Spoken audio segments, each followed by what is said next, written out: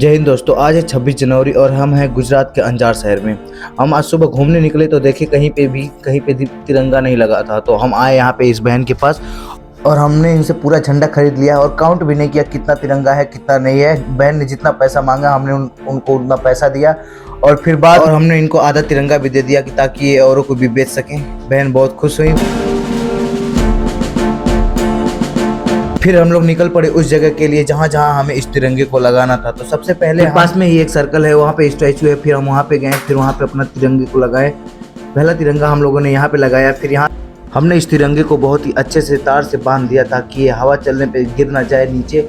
फिर यहाँ से निकल गए हम लोग दूसरी ओर। फिर हम लोग पहुँच गए दूसरे सर्कल पे। फिर यहाँ पे हमने एक तिरंगे को लगाया। यहाँ पे भी कोई तिरंगा नहीं था तो इसके लिए फिर हमने यहाँ पे तिरंगा लगाया।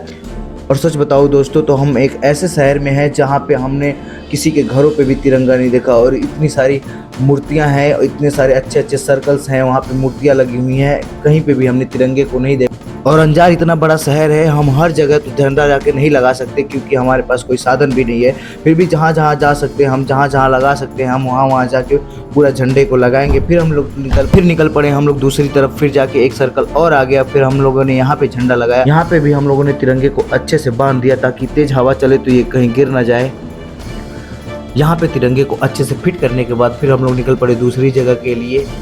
अभी तक लगभग हम लोग 6 किलोमीटर तक पैदल चल चुके हैं और आगे लगभग थोड़ी दूर तक और जाएंगे बस। फिर रास्ते में हमको ये 2 बच्चे मिले। फिर हमने इनको तिरंगा दिया और बोला इनको बेटा अच्छे से इस तिरंगे को संभाल के रखना, घर पे अपने ले जाके लगा देना। फिर इस बच्चे ने बोला मुझे 2 चाहिए, तो फिर मैंने इसको 2 दी। दोस्तों यहाँ किसी दुकान में भी तिरंगा नहीं लगा तो हमने इस भाई को बोला भाई आज 26 जनवरी है, कम से कम दुकान पे एक तिरंगा तो लगा दो। तो इसने बोला कि भाई साहब लगा दो। तो हमने एक तिरंगा इसके दुकान पे भी लगा दिया। फिर यहाँ से फिर हम लोग आगे की तरफ निकल पड़े।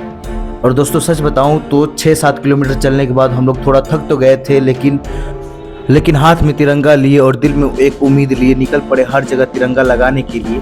बट ऐसा मुमकिन नहीं लगता है कि हम इतने बड़े शहर में हर जगह तिरंगा लगा पाएंगे। और पहले हर जगह की तरह हमने इस जगह पे भी अच्छे से तिरंगे को लगा दिया।